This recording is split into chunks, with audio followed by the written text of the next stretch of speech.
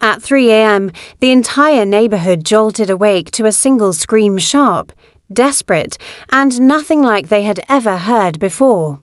Lights flicked on across the street, curtains shifted, and people stepped outside, confused and scared, staring at the same house at the end of the cul-de-sac, the Miller residence. A place normally so quiet that even the dog next door never barked at it. Within minutes, someone finally dialed 911, and by the time police arrived, the street had gone silent again, swallowed by a cold stillness that felt wrong. Officers approached the dark doorway slowly. Sensing something was off long before they crossed the threshold, what they discovered inside would haunt not only the neighbors, but every detective who walked through that house that night. This is the story of what really happened at 3 a.m. and why no one in that neighborhood has ever slept the same since. The neighborhood was silent and asleep when a single scream cut through the dark. Sharp enough to jolt people from their beds, lights flicked on one by one as windows opened and worried faces peered out into the cold night. Another scream followed, this time louder, sounding like someone begging for help. A dog barked frantically, pulling at its leash toward the house where the sound came from. An elderly man across the street clutched his chest, whispering that he had never heard a human voice filled with such terror. A woman grabbed her phone with trembling hands and dialed 911. The screams suddenly stopped, replaced by dead silence that felt even more frightening. For a moment, it was as if the entire street held its breath. A few curious neighbors stepped outside, forming small worried groups under the streetlights. One man insisted he saw a shadow moving near the front porch of the house in question. Someone claimed they heard something heavy dragging across the floor inside. Another insisted they saw a flicker of movement through a cracked window. As fear spread, no one dared walk closer to the house. The street, usually peaceful, now felt like it was watching them back. A final, faint cry echoed, "Please, don't," before it was cut off abruptly. People froze where they stood, unsure if they should run or stay. The first police car arrived, its sirens muted but lights flashing urgently. Officers stepped out with flashlights drawn, reading the tension in the air immediately. The neighbors hurried toward them, pointing anxiously at the house. One officer raised a hand, telling them to stay back for their own safety. Another cruise arrived, then a third. Signaling that this wasn't a simple noise complaint, the police formed a perimeter, moving cautiously toward the front door. The officers called out for anyone inside to come forward, but no voice answered, not even a whisper. The silence felt intentional, like someone was listening. A neighbor whispered that the family living inside kept to themselves. Another added that he hadn't seen them in days. Suddenly, a faint thud came from inside, as if something or someone had fallen. The officers exchanged looks, realizing they had no choice but to enter. One officer tried the door, and to everyone's horror, it creaked open on its own. A chilling draft spilled out, carrying a metallic scent none of them could place inside. The living room was dim and in disarray. Furniture overturned as though someone had struggled for their life. A shattered lamp lay on the floor beside a trail of dark stains leading toward the hallway. The officers followed the stains cautiously, guns raised, calling out again. Still no answer. A sudden crash echoed from upstairs, making every officer tense. Something or someone was definitely still inside. As they ascended the stairs, the house groaned under their weight, each creak echoing like a warning. One officer whispered that the place felt wrong, like the walls had witnessed something horrific. At the top of the stairs, a door slammed shut on its own, though no wind was blowing. The officers rushed toward it, preparing for the worst. The officers burst into the room, flashlights slicing through the darkness. Empty, completely empty. The window was wide open, curtains fluttering as if someone had escaped moments earlier. One officer leaned out, scanning the backyard for movement. A strange smell lingered in the room, not quite blood, not quite chemical, something in between. It made their skin crawl.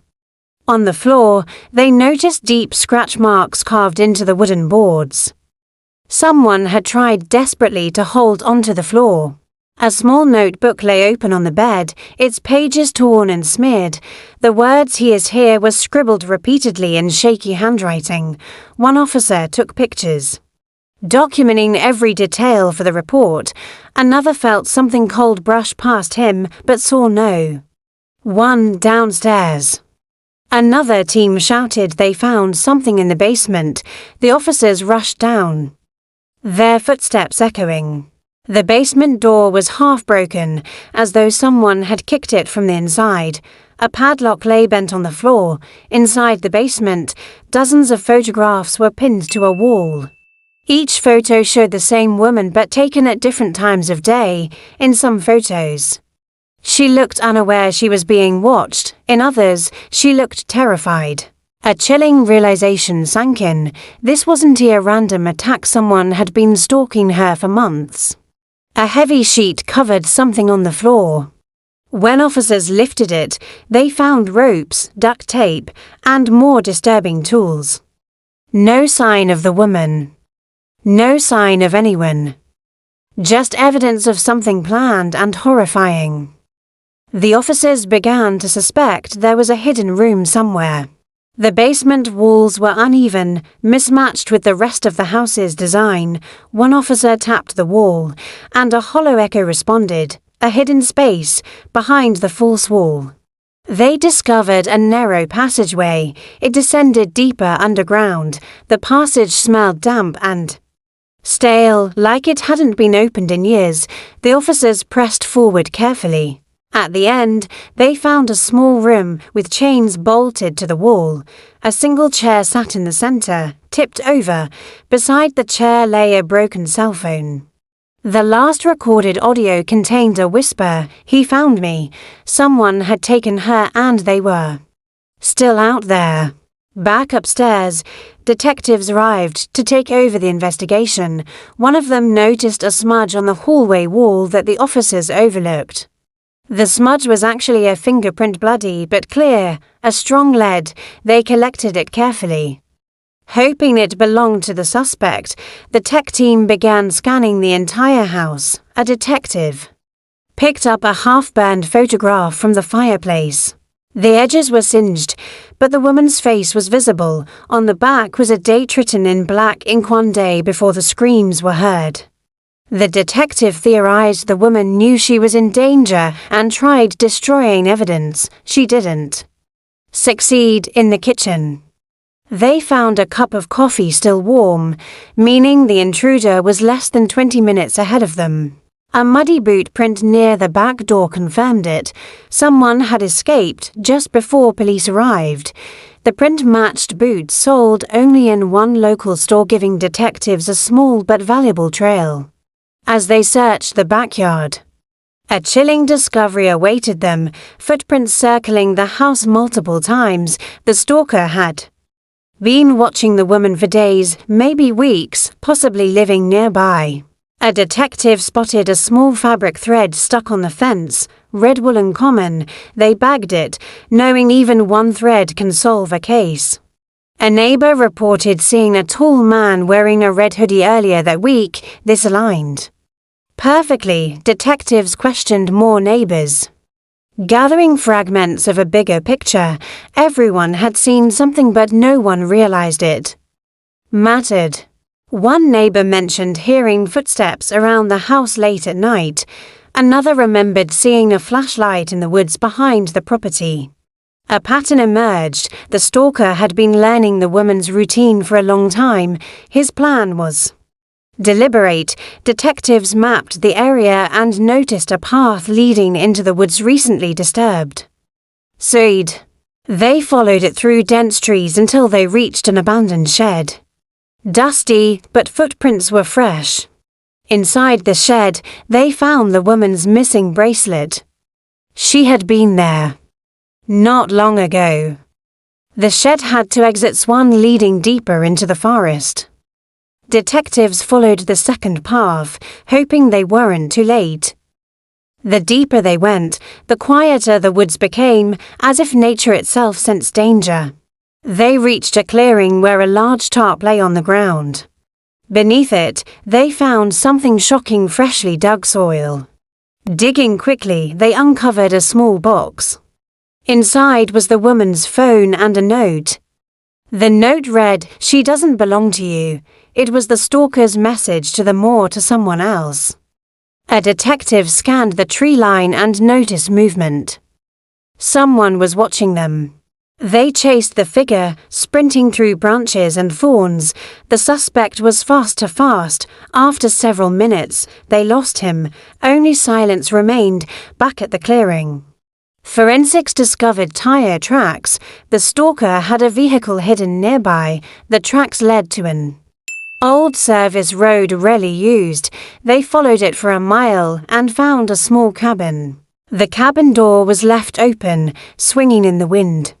A horrible smell drifted out. Inside, they found another room covered in photos of the woman. Hundreds of them. Letters scribbled with phrases like "mine" and "forever" covered the walls. The obsession was extreme. A closet door rattled. Detectives drew their weapons. When they opened it, the woman was there, alive but terrified. Bound, exhausted but breathing. She cried when she saw them, collapsing into their arms. She whispered, "He said he'd come back." Detectives swept the area, but the stalker had already vanished. Only his shadow felt present. The woman was rushed to safety, the cabin sealed, evidence collected. Later that night, police reviewed the backyard security camera from the woman's home. In the footage, the stalker was seen watching her house for hours. But the final frame chilled them. He looked directly into the camera and smiled. The officers stepped out of the house just as the sun began to rise. Their faces pale with the weight of what they had uncovered. Neighbors stood behind yellow tape, whispering nervously, waiting for answers no one could bring themselves to explain. The quiet street, once peaceful, predictable, almost boring, had transformed into a place where people now glanced over their shoulders and double-locked their doors. Word spread. But rumors traveled faster than truth, and by the time the coroner's van left the driveway, the neighborhood felt permanently altered. The truth behind the screams was worse than anything anyone had imagined, and most residents silently wished they had never heard them at all. Across the street, Mrs. Callahan stood wrapped in her shawl, trembling, her eyes fixed on the empty doorway. She had heard the screams first, but now she wished she hadn't. The images replayed in her mind: the pounding on the walls, the desperate cry for help, the sudden silence. She clasped her hands, whispering to herself that she should have called even faster, though she had acted as quickly as she could. Guilt always finds a place to settle, even when undeserved.